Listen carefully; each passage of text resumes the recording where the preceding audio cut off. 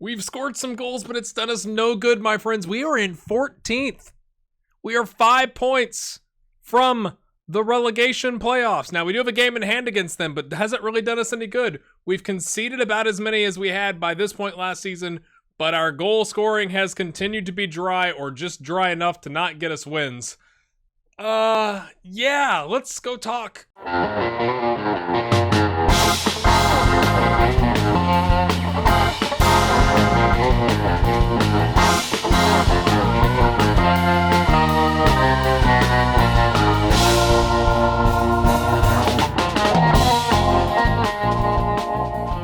Welcome in, my friends, to episode 14. I kind of feel like we're in a bit of a crisis, despite the fact, now you notice, like, hey, wait, that Hibernian game's already over. Yes, we won every game of our Europa Conference League group stage with a plus 13 goal difference, my friends, and yet we are struggling in the league. And, you know, somebody, I think a couple episodes said, you know, it might be because of fatigue, right? Your players are getting tired because they're traveling and going back. I'm playing, like, against Hibernian with complete rotation. Luke Koopmans, Milan Van Evek, Johnny, Jamal Amofa. Who's that? He's one of our youngsters. We're trying to determine if he's going to stick around or not. You know, like, Miles Veldman got a start and got an 8.3. Like, we rotated. And, I mean, to be fair, against PSV, we did score 2. They scored 3 goals in the first 12 minutes. It was like, really? Really? Had I changed to a 3-4-3 tiki-taka wide? Yes, to try something new. And I was like, oh, this is terrible. We have an extra defender and it's not going well. But then we came back and actually looked pretty nice and scored. It just wasn't enough at the end. We lost to, at the time, it was like 13th place. Someone's going to get me on the pronunciation. SC Heerenveen, that club. 2-1. Our only goal was a penalty. I mean, we were glad to get it, but it was a penalty, and they came back and scored 10 minutes later to get the winner. We took on Groningen. It took a 96th minute winner from Kies de Boer. We went very attacking. We threw everyone forward, and it was just fine. We will take a 96 minute, or did I say winner? Equalizer is what I meant. We lost Vecchia. He's out with a pulled calf muscle. He's got about 7 days left on that. Then we went not away. We hosted Hibernian, and then we came back and hosted FC Twente, and we drew them after they scored early. So it's just not been very good. Yilton Diaz, we are going to try and sell. I feel like I've given Yilton enough of a chance here, right? I dropped his status to squad player, and he's got 3 starts, 3 subs on a 6.62. He's got 1 start and 1 sub in the Europa Conference League on a 6.5. He did say he was learning Dutch, and he's learned it now, but, like, it's just time. So we're going to see if we can sell him. I think we've got him listed for 1.3, see if somebody wants to come in for him. So I brought you back today, my friends, to take on Telstar, but I really need your help from a tactical standpoint. I'm just kind of befuddled, to be honest with you. Today we're going to play the 4-4-2 diamond because Vecchia and Panya both out with injury. So it just doesn't make sense, right? Like, our backups, Diaz, and, you know, Dante Rigo or Rotier in the attacking mid, you know, it's not strong enough for me. So I think going the 4-4-2 diamond against a team that's in 10th place in the league below us, who apparently is not about chicken. I'm getting comments right now on yesterday's episode about, no, it's not about chicken. It's about, they sell kitchen products. So anyway, you all can disagree about what that actually means, but this is how we're going to line up just for today. But what I want your help on. Let's go. Okay, we do have a couple of loanee players here. Let's clean up the squad here a little bit, and then we'll look at the comparison. Okay, we're back to the comparison. I'm looking for a glimmer of a tactical dream or a hope here. So let's go to the defense, which, again, I don't know why these are automatically checked up. That doesn't make any sense to me.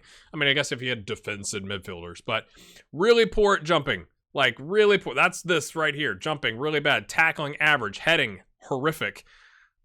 Pace and acceleration. So that, to me, again, goes, we should have a high line. Now, we've been beaten over the top a couple times, so we kind of dropped away from that and forced them outside, but I don't think that's a good idea now. I think we go back to pace and acceleration, higher line, see if we can, catch them a little bit further up. Midfield, just average. I mean, just just average across the board. So maybe tick-and-tack is a bad idea. I was just trying to do something a little bit different. And then from an attack standpoint, again, even if you, okay, let's just do the strikers and then we'll add the midfielders in. Heading and jumping, pretty good. Pace, acceleration, pretty poor.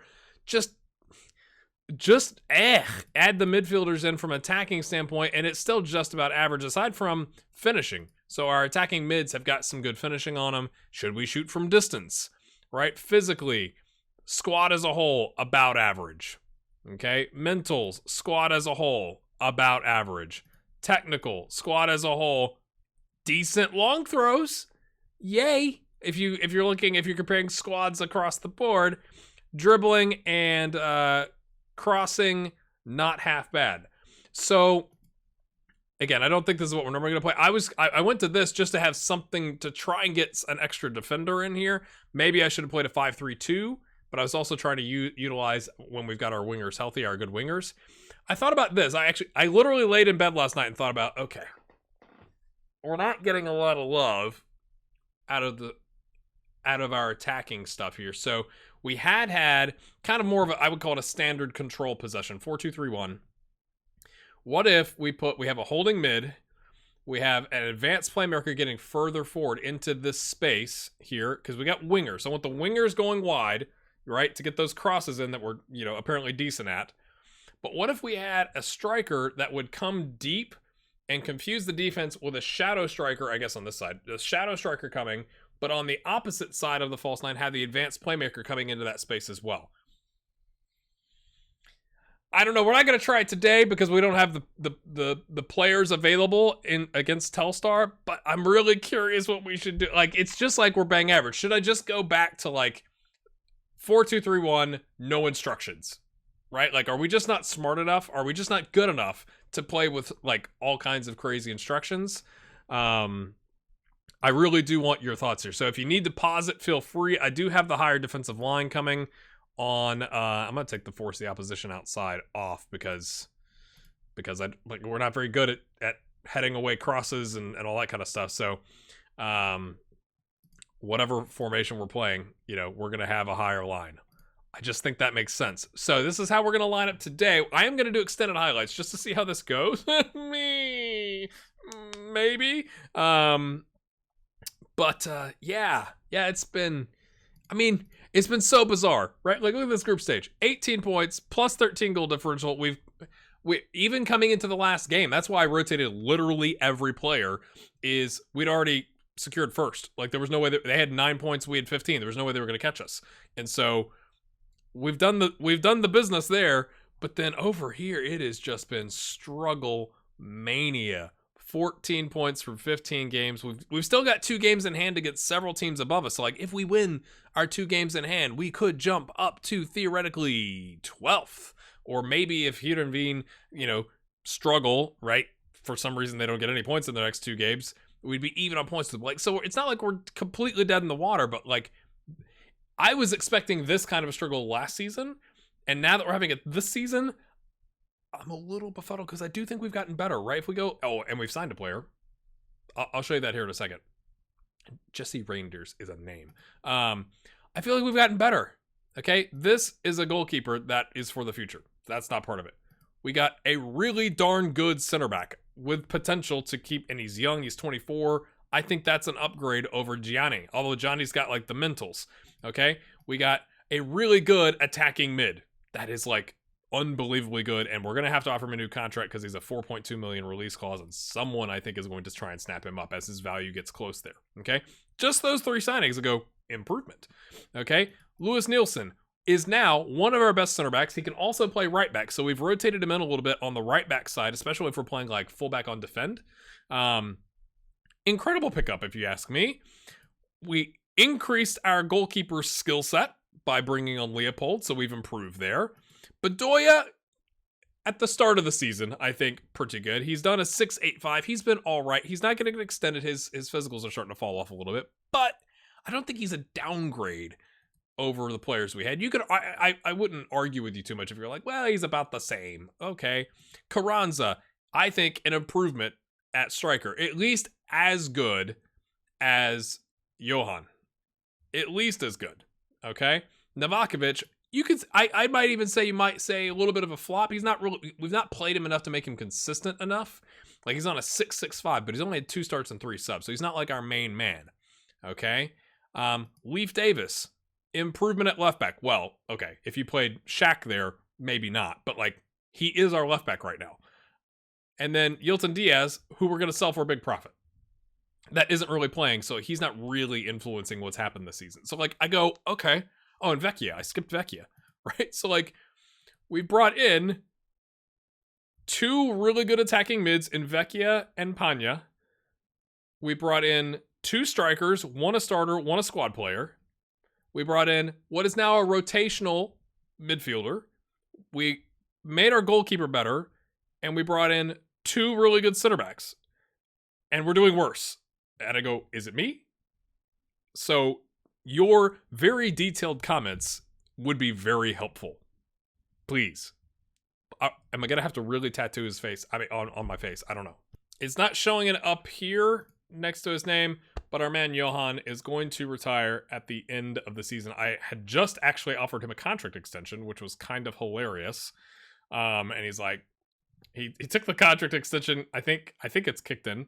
And gotten the raise and said, I think it's time for me to hang it up. I'm 73. Like, oh, I'd still get comments on the first couple of those. People like, you signed Johan Boskap? You know, like, he's the man. And I'm like, sometimes you'd rather be lucky than good. All right, my friends, here we go. I've decided because of that ramble, we're just going to do key highlights. So this isn't another 30-minute episode. I try and balance those out throughout the year, that we don't have all crazy long episodes. Van Evik, as well, that we're starting at right back. Oh, dear. Okay, that's fine. Has said he doesn't think he's good enough to ever get to being a regular starter and wants to leave, which kind of solves a problem a little bit for us. That's a terrible pass, mate. And we agreed on a price of 1.3 million. So I won't be devastated if he goes. I won't be devastated if he stays, as long as he understands he's not going to be a regular starter. So that was another terrible pass. I know we're going tiki-taka, so we're learning. We're learning. This is a growth year for us, apparently. So that's another interesting thing that's happening in the squad. Carranza dropping deep there. Evan Rotier, who did really well. I think he scored a brace in at least one of the Conference League games. That's lovely stuff. See, this is why I want to get tiki-taka working, because when it works, and it's like, it's a little spark of joy in your day. I just said your day and my day. Jonas Arveiler, 2nd goal of the season. Not exactly, I mean, he hasn't, Carranza's been starting. We haven't played 2 strikers. That's the other reason I wanted to try the 4-4-2 diamond or a 4-4-2, but I kind of like the diamond a little bit better. Even though our fullbacks are not complete wingbacks or anything like that, is to get the 2 strikers involved so we can get Novakovic more involved, like sub one of Arveiler and Carranza off, bring on Novakovic, when everybody's healthy and all that kind of stuff. Again, not that we're going to do it all the time, because we do have Kishna and Panya. Well, Panya would take the 10, and the guy on the right wing. I've also taken the trequartista out because I felt like maybe that might be part of our problem. Kishna is really good. Panya is really good. Maybe we're trying to drive too much of our attacking threat through him. So I've just put it back on winger on attack, just to see if that makes a difference. Sprangers is going to... oh my goodness. Van Evik, man, you're trying to increase your price. And I'm trying to give you an opportunity to, like, put on a show. You got a yellow, and you've caused them to equalize. And we're going to try Encourage. Somebody left me a comment explaining why I was super wrong about Encourage. I guess maybe encouragement just means different things, but they're getting mad. This is NJ Brock 22. They're getting mad at you because encourage means, come on, lads, you can play better than this. And if the players feel they're already playing pretty well, or they're fickle or worse, they'll get turned off by that quickly. Well, I saw some green reactions here, so it seems like we're okay with being yelled at, encouragingly. They've had, obviously, their XG is higher. Are we going to lose? Oh, my gosh. And his Van Evik is injured. This is great. He's great. He's fantastic.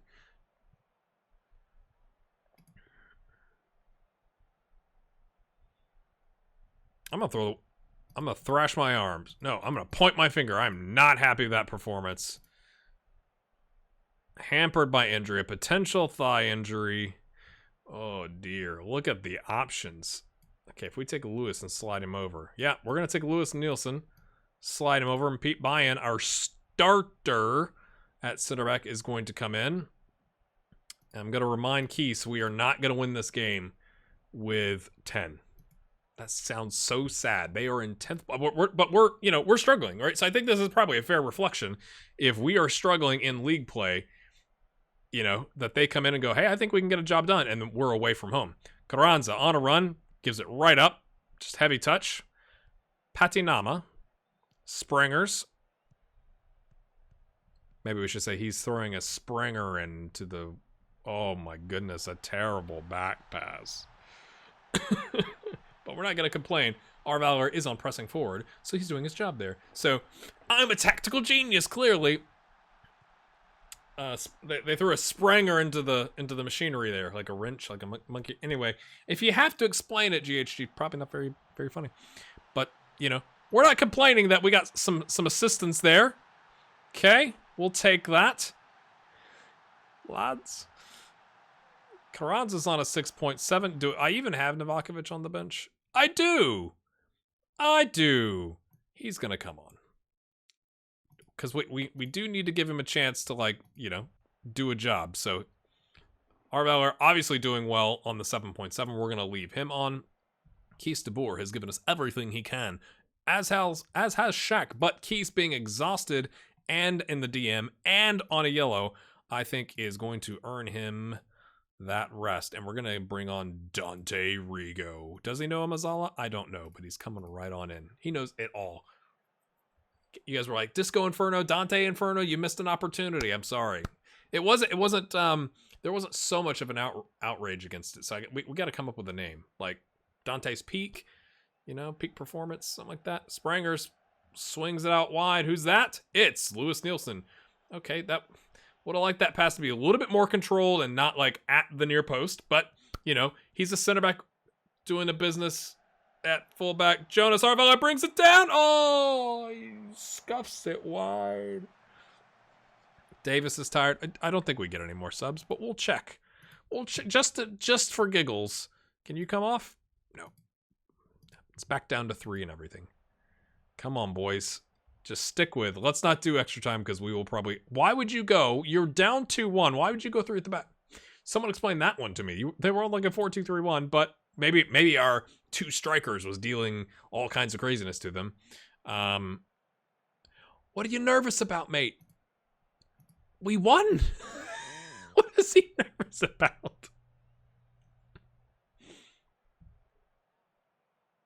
I got nervous that the game was crushing there. I mean, we'll take it.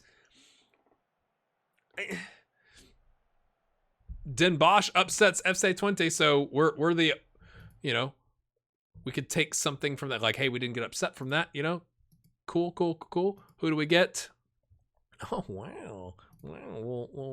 Little chippy there. Do we know we have yet? Let's go see. When's the draw? Anybody? 3rd round. Tomorrow. Let's go find out. It's time for the draw, and then I'm going to show you the tactic we're going to use for at least the next 2 games, because I do need to keep playing ahead to keep my recording schedule going, but I do want your feedback. Can you tell and I think by the tactic I'm going to show you, you're going to pick up real quick that if you haven't already, that I'm quite desperate. Like, I'm at that point in Football Manager, you start grasping at straws. You're like, what do we do? What do we do? I got nothing. And I will show you the transfer. Okay, let's view the draw.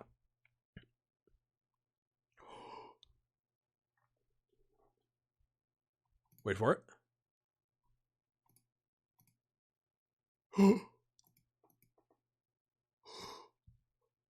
So you're saying there's a chance Ajax is out. Den Bosch would be an amazing game because that is a rival. We'd take VVV Venlo, down in the lower division, whose name I'm not going to pronounce, and Spakenburg would be even better because apparently they're even lower than that. Let's see what we get. Okay, so Feyenoord are through. Home team.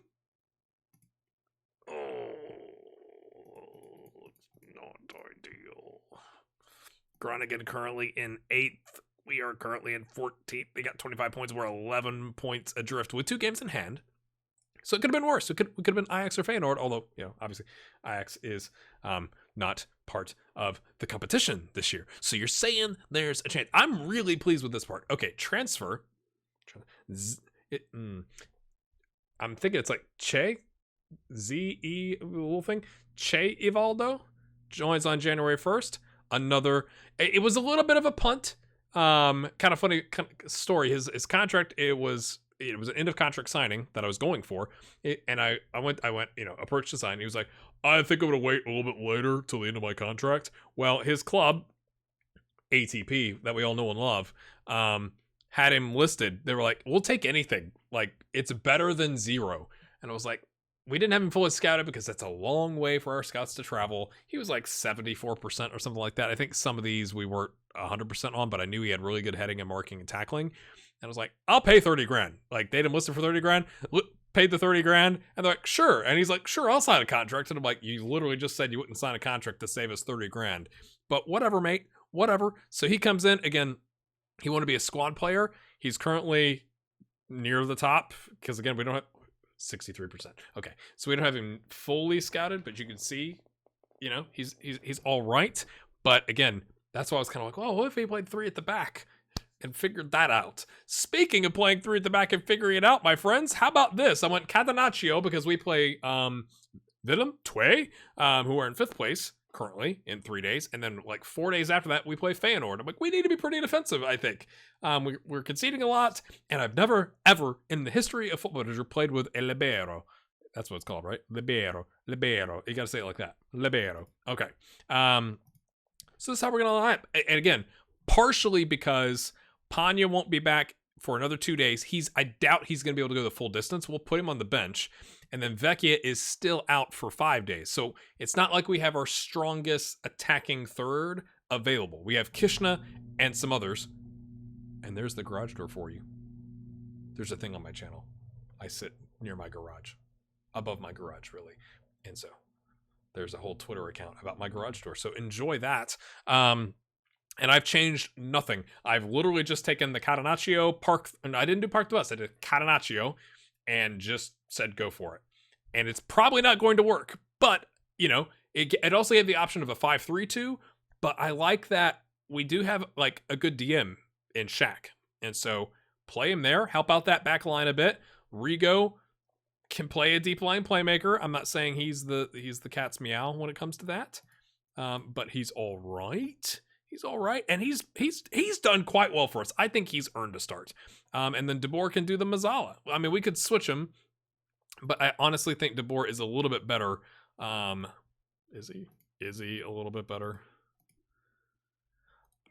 Yeah, so like I was saying, De Boer is definitely more of a deep line playmaker, and Rigo is going to be that. We want Rigo to be blasting in howitzer shots, right? And then Carranza is good as an advanced forward, and Arvaler can play the deep line forward. We can rotate in Novakovic. We can also, my friends, put a Kishna up there. I mean, it's not... It's kind of concerning, right? When you go to the striker and he's the second best striker, that's him right there. Yeah.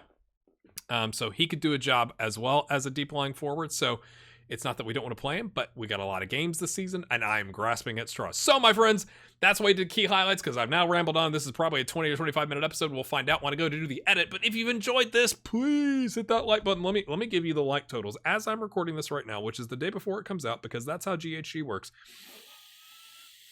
The last few episodes, going back to episode number 9, 93 likes, 95 likes on number 10, 81 likes on 11, 69 likes on number 12. Make sure you hit that like button, my friends. It really does help out the save and the series and all that kind of stuff. And we will see you next time. When will that be? I didn't mention that, did I? Yeah, rambling. Oh dear, when is the Dutch Cup third round? Okay, we gotta hop forward to find out. That will be the next time you see us. It's now on the calendar for January 17th. Our new center back will be here. And yes, I am aware that I just looked at the comparison and said we're not very good at defending crosses, from a height and jumping standpoint. And now we're playing a low defensive line with 3.5 center backs, right, with the anchor man. Leave your comments with all of your tactical genius there for us, my friends. And let me know what you think about that 4-2-3-1. I may try it in one of these games just to see how it works.